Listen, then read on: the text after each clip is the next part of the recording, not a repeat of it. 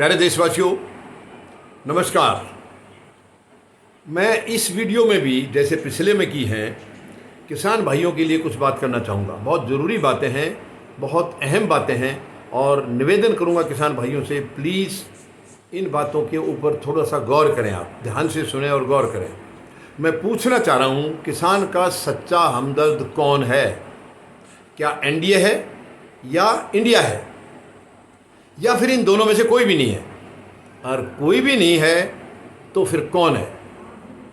किसान का सच्चा हमदर्द कौन है? मैंने पिछले वीडियो में भी यही चिंता जाहिर की थी कि चौधरी छोटूराम जी हमेशा कहते थे कि मेरा किसान भोला है, और ये बात सच है, किसान भोला है। किसान किसी हद तक भी दूसरे की मदद करने के लिए चला जाता है, लेकिन जब किसान के ऊपर खुद बात आती है तो सब इनको धोखा देते हैं। सरकारें, आज तक कोई भी सरकार किसान की साथी नहीं हुई है या किसान के दुख सुख में शामिल नहीं हुई है। किसान कितने गंभीर समस्या से गुजरता है, कैसी कैसी परेशानियों से पार पाता है वो अपने दम पर, सरकारें उसके लिए कहीं भी खड़ी नज़र नहीं आती हैं। अब आप देखिए, अब इस वक्त की जो सरकार है केंद्र में, प्रधानमंत्री महोदय ने ये कहा था कि 2022 तक मैं किसानों की आय दुगनी कर दूंगा। आज जिक्र भी नहीं करते हैं इसका, कभी नहीं करते हैं, क्योंकि उनके पास जितने भी हैं उनके थैले में, बैग में जो वो बैग लेकर आए थे उसमें टोटल जुमले हैं, जुमले। कोई भी सच्चाई उसमें आज तक देखने को नहीं मिली है, टोटल जुमले हैं। और भी बहुत सारी बातें हैं, मैं उन पर नहीं जाऊंगा। आज मैं केवल किसान भाइयों के लिए बात कर रहा हूं। और भी बहुत सारी हैं जो इन्होंने वायदे किए थे, जिसमें किसी में भी खरे नहीं उतरे। लेकिन किसान की आमदनी दुगनी करने की बात कही थी 2022 तक। 2022 चला गया, 23 चला गया, 24 भी तकरीबन आधा चला गया, और अब प्रधानमंत्री महोदय दोबारा, मतलब यानी कि तीसरी बार चुने जाने के सपने भी देख रहे हैं। और मुझे लगता भी है वो चुने भी जाएंगे किसी न किसी साजिश के तहत। देखिए, वैसे तो देश जानता है कि इस वक्त वो कहीं खड़े नहीं है, बीजेपी कहीं खड़ी नहीं है, एनडीए कहीं खड़ा नहीं है, इंडिया का जोर है। मगर क्योंकि ये सत्ता में है और 10 साल सत्ता कैसे चलाई है किसी से छिपा नहीं है। मैं अब उनको दोहराने की ज़रूरत नहीं है, सबको मालूम है। और आज भी पूरा सिस्टम इन्होंने हाईजैक किया हुआ, अपनी मुट्ठी में बंद करके रखा हुआ है। ये शर्म की बात है कि संवैधानिक संस्थाएं भी अगर सरकार के आगे नतमस्तक हो जाती हैं तो देश कैसे चलेगा, देश किसके भरोसे चलेगा? खैर चलिए, वो लंबा टॉपिक है, मैं उस तरफ नहीं जाऊंगा। तो प्रधानमंत्री महोदय ने दुगना इनकी आय करने की कही थी, बहुत सारे और भी बातें कमिटमेंट किए थे, कहीं खरे नहीं उतरे हैं। ये 13 महीने का जो आंदोलन चला, किसानों को तोहफा कह करके 3 कानून प्रधानमंत्री महोदय लाए थे, और वो इनकी बर्बादी का कारण बन सकते थे, बनते, बल्कि ये बात सच्चाई है। इसलिए किसानों ने 13 महीने तक बहुत बड़ा संघर्ष किया, लंबी लड़ाई लड़ी, तब जाकर के सरकार को मजबूर होना पड़ा और वो 3 काले कानून वापस लेने पड़े।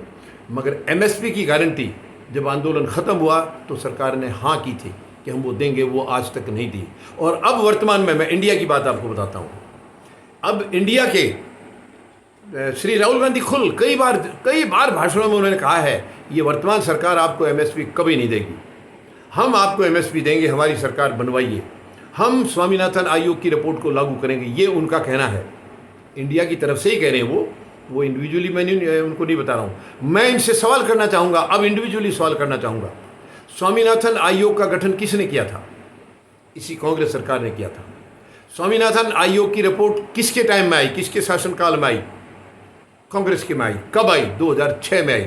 यानी रिपोर्ट आने के बाद 8 साल थे सत्ता में ये, तो इन्होंने स्वामीनाथन आयोग की रिपोर्ट को लागू क्यों नहीं किया? किसान को एमएसपी का जो लीगल गारंटी जो कानून था वो क्यों नहीं बनाया? दूसरों की तरफ जब जाते हैं तो वो कहते हैं कि ये नहीं देंगे, हम देंगे, तो आपने दिया क्यों नहीं? तो मैं इसलिए ये पूछना चाहता हूँ बिल्कुल खुले मन से कि किसानों का हितैषी कौन है? एनडीए है या इंडिया है, या दोनों में से कोई नहीं है, तो तीसरा कौन है? मैं निवेदन करता हूं आपको, मैं अपनी पार्टी के प्रमोशन के लिए नहीं कह रहा हूं, लेकिन फौजी जनता पार्टी, इन्हीं कष्टों को देखते हुए इसका गठन किया गया है। क्योंकि आज देश में जवान भी दुखी है, किसान भी दुखी है, और गरीब और मजदूर जो इन्हीं के साथ जुड़ा है, किसान के साथ, वो भी दुखी है। तो आप फौजी जनता पार्टी के साथ मिलिए, इस पार्टी को अपनाइए, और किसी को कुछ मांगने की ज़रूरत नहीं है, अपने आप सब कुछ सबको मिलेगा। मैं ये दावे के साथ आपको कह सकता हूँ। किसान भाइयों से मैं निवेदन करता हूँ, आप यकीन करिए, आप यकीन नहीं करते हैं, इतने संगठन बने हैं किसानों के लेकिन सब अपनी अपनी राग करेंगे, एक दूसरे के साथ मिलेंगे नहीं। मेहरबानी करके आप इकट्ठे हो जाइए, फौजी जनता पार्टी के साथ लगिए, और आपको कुछ मांगने की ज़रूरत नहीं पड़ेगी, आपके दरवाजे पर आकर के दिया जाएगा। ये मैं आपको विश्वास दिलाता हूँ, आपको वचन देता हूँ। धन्यवाद। जय जवान, जय किसान, जय हिंद।